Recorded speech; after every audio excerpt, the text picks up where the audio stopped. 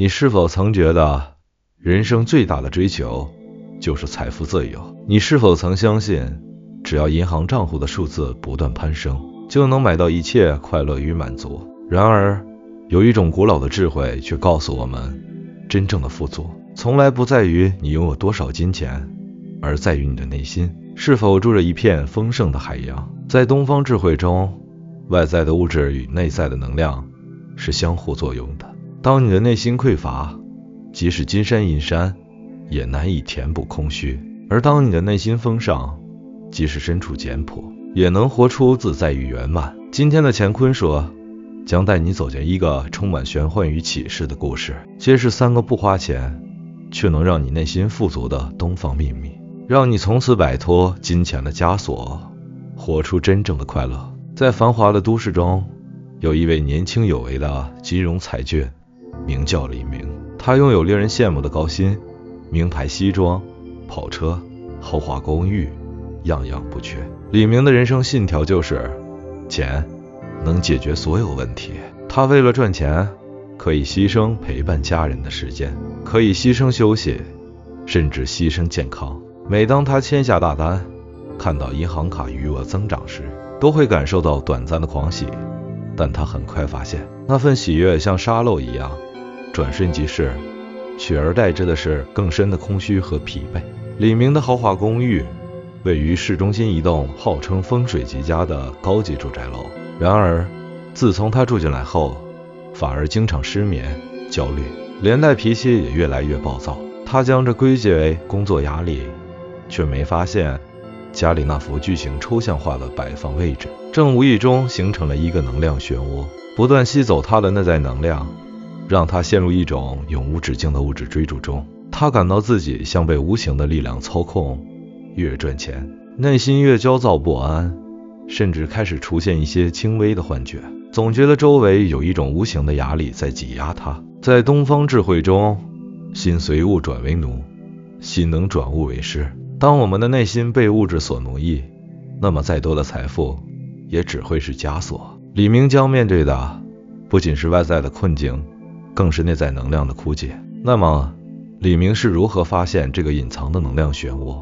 并通过东方智慧摆脱金钱的枷锁，让自己内心富足的呢？第一个不花钱的方法，休息，知足常乐的心境，让内在力量汇聚。在一次偶然的机会中，李明在公园偶遇了一位形似仙风道骨的老者。老者看透了他的焦虑，告诉他，你家中的能量正在被你的执念所吞噬。富足从来不是加法，而是减法。老者建议他从最简单的记录感恩开始。李明半信半疑。回到家后，他拿出一本空白笔记本，开始记录每天令他感恩的3件事，无论多么微小。起初很难，但他渐渐发现，当他专注于拥有的美好时，他内心那股无形的压迫感竟减轻了。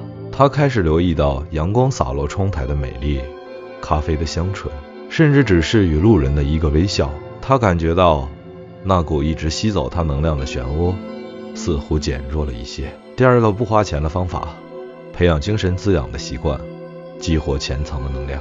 老者第2次见到李明时，告诉他，内在的能量需要被激活，而不是被消耗。你家中的能量漩涡源于你的心灵空虚。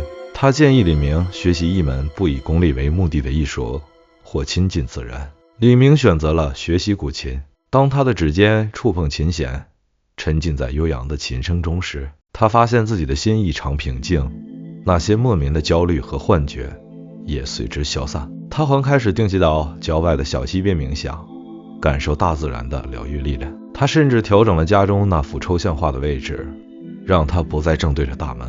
奇妙的是，他感觉家里的空气都变得轻盈起来，压迫感彻底消失。第3个不花钱的方法，实践无私奉献的体验，让能量流动循环。第3次见面时，老者笑着对李明说，当你的内在能量丰盛时，它自然会溢出，滋养他人，也滋养你自己。他建议李明将自己的财富和知识分享给真正需要帮助的人。李明开始参与一些金融知识普及的公益活动，利用自己的专业知识帮助社区的弱势群体。当他看到那些因为他的帮助而改变的笑脸时，他感受到了一种前所未有的，比赚到任何一笔大单都更持久、更深刻的快乐。他内心的丰盛仿佛与整个宇宙的能量连接在了一起，他的生活也变得更加顺遂。最终，李明彻底摆脱了有钱才快乐的魔咒。他依旧在高压的金融界工作，但他不再为金钱所奴役。